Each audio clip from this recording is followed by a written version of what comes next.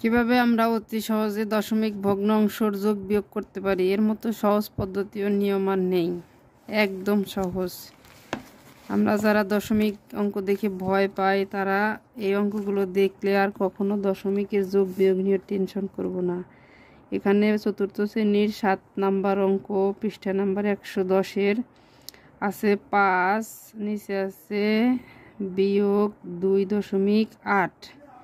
এটি একটি পূর্ণাঙ্গ সংখ্যা। এই সংখ্যাটাকে আমরা পূর্ণ সংখ্যা থেকে দশমিক ভগ্নাংশ বিয়োগ করব। এখন পূর্ণ সংখ্যা যখন থাকে তখন পূর্ণ সংখ্যার পরে একটি দশমিক বসিয়ে, মানে ডাইন পাশে একটি দশমিক বসিয়ে তারপর শূন্য দিতে হয়।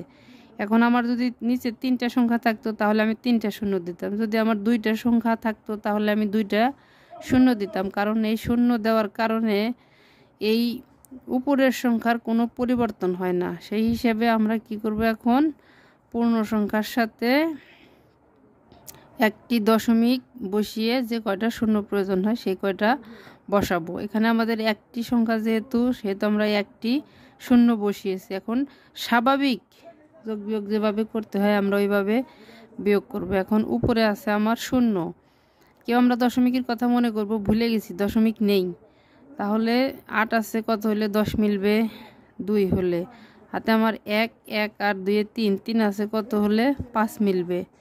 2 হলে। আমরা এখন চিন্তা করব যে কয় ঘর পরে আমাদের দশমিক আছে, দশমিকের পরে কয় ঘর আছে? 1 ঘর না? ডান পাশে কয়টি ঘর আছে? 1টি ঘর।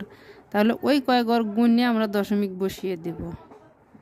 এত সহজে আমরা দশমিকের বিয়োগ করতে পারি।